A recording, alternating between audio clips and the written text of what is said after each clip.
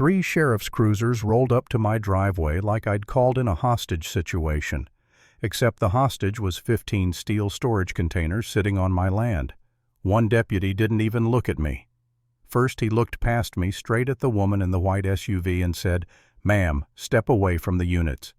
And when the tow truck started lifting those containers like they weighed nothing, I realized this wasn't a neighborhood dispute anymore. It was evidence getting removed. I'm Ethan Parker, and I bought my place in Fairview County for one reason: quiet. One house, a long gravel drive, a clean property line, and enough space that my closest neighbor's problems weren't supposed to become mine. The subdivision next to me was Maple Ridge Estates, new builds matching mailboxes, perfect lawns, and an HOA that loved the sound of its own authority. I didn't know any of that the first week I moved in, until Melissa Harrington showed up on my porch with a clipboard and a smile that didn't reach her eyes. "Welcome to the community," she said like she was greeting a new employee. "We'll get you set up with the Homeowners Association paperwork." I told her, polite as I could manage, "I'm not in your community. My lot isn't part of Maple Ridge." Melissa tilted her head like I'd just told her the sky was green. "We'll see," she said, and she wrote something down on that clipboard like she was issuing a ticket. 2 mornings later, I woke up to the sound of backup alarms, beep, beep, beep, coming from the edge of my property. I pulled on a hoodie, walked outside, and saw a flatbed truck dropping a steel storage container right along my tree line, on my side of the stakes. I waved the driver down. "Hey, what is this?" He barely looked at me. "Delivery for Maple Ridge HOA," he said. "I've got a schedule. Another 12 are coming this week." 12. I walked the line again, slow, staring at the fresh tire tracks in my grass, like maybe I'd misread my own land for the last year. Then I saw Melissa's SUV parked on the shoulder hazard lights, blinking like she was doing me a favor. She stepped out like she owned the air.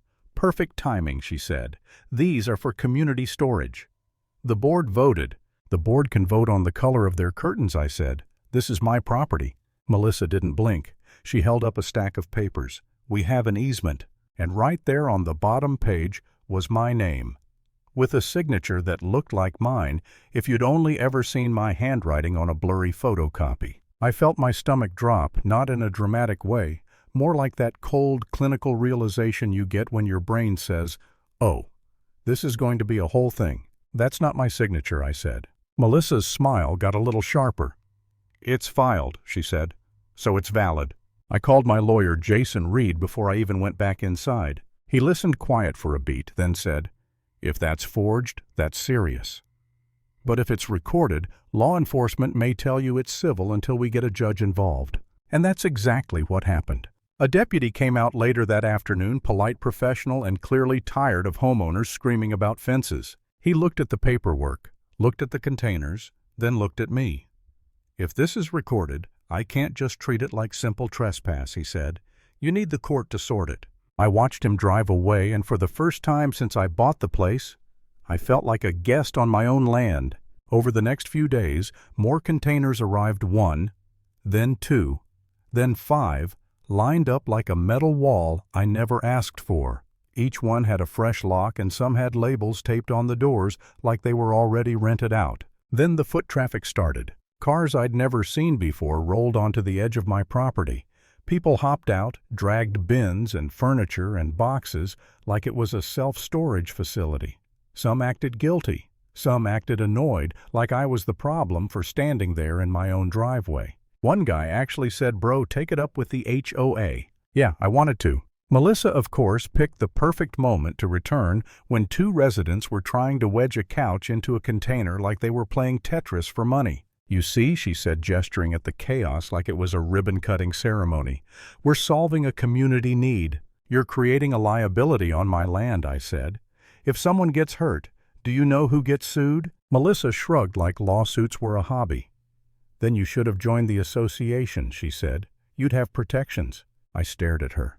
"So this is punishment." She leaned in just enough to make it clear she wanted the last word.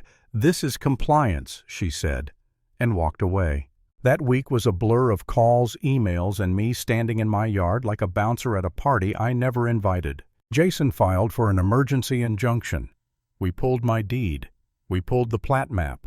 We pulled anything with a county stamp that said in big, boring official language that Melissa was trespassing with extra steps. Meanwhile, Melissa sent out an HOA email telling residents the community storage project had been approved and that access would be maintained, like she was running a public park. At one point, my phone buzzed with a message from an unknown number: "Stop harassing residents or we'll report you." I actually laughed out loud.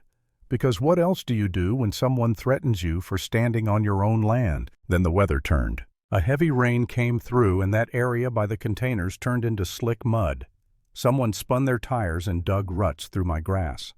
Another person slipped stepping off the curb, and suddenly my brain wasn't thinking about pride or anger, it was thinking about ambulances, insurance adjusters, and the kind of legal mess that ruins your year. That night I sat at my kitchen table staring at a stack of papers, deed copies, maps, photos, notes, and I'll be honest, I felt tired in my bones. Not movie tired, real tired. The kind where you start doing math in your head about how much time and money this is going to drain and whether it's smarter to just let them have the stupid containers until you can move somewhere that doesn't come with a neighborhood dictatorship. And I had one ugly practical thought I didn't want to admit out loud. What if I'm the one making this bigger than it needs to be? Not in a dramatic self-pity way, more like, is this worth ruining my peace over?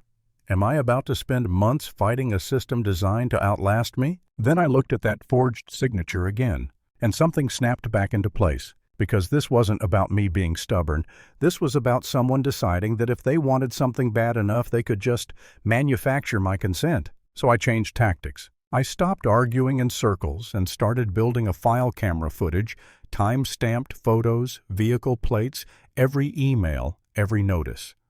I posted clear signs. Private property, no trespassing. I sent a certified letter to the HOA board demanding removal. Melissa responded with a smug voicemail. "We'll remove them when legal counsel advises," she said, dragging out the words like she was savoring them. "Until then, don't interfere." So I did what she didn't expect. I took the forged easement to a forensic handwriting analyst.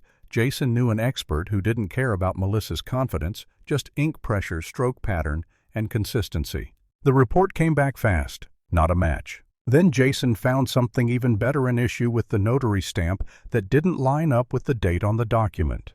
The kind of detail that doesn't just scream mistake, it screams manufactured.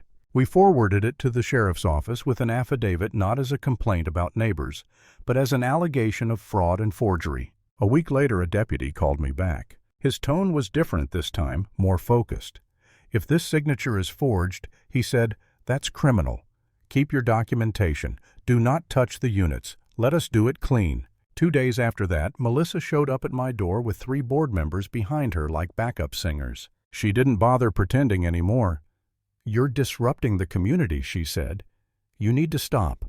I held up a copy of the expert report. "You forged my name," I said. "You recorded it, and you put private storage containers on my land." Melissa's face barely moved, but the guy behind her, Greg Miller, the treasurer, went pale.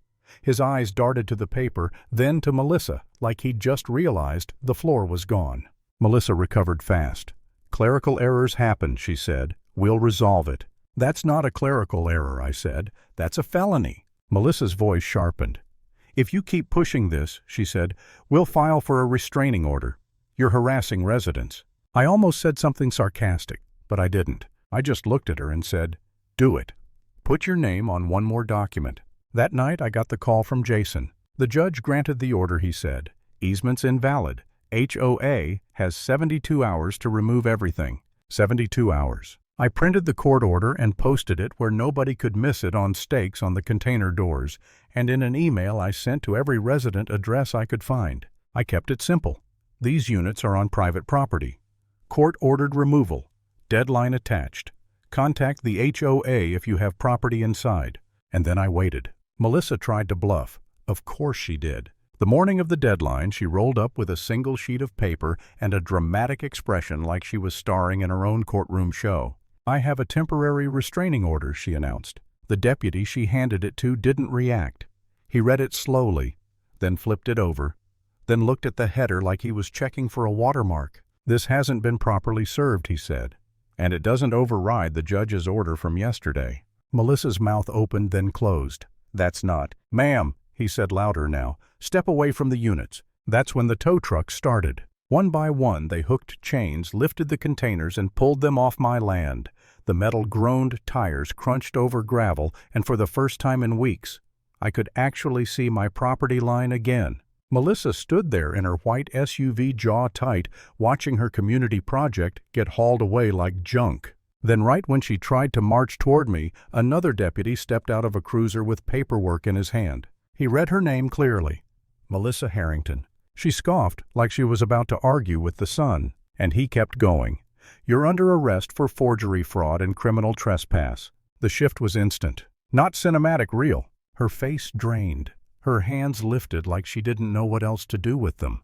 The handcuffs clicked, the kind of sound that ends conversations without debate. Melissa turned her head, eyes hard, and hissed, "This isn't over." The deputy didn't even look impressed. "It is for today," he said, and guided her into the back seat. I watched the door close, watched the last container leave, and I didn't feel triumphant. I felt quiet. Because the lesson wasn't that I won. It was this: if someone can forge your consent, you don't negotiate. You document, you escalate, and you make it official.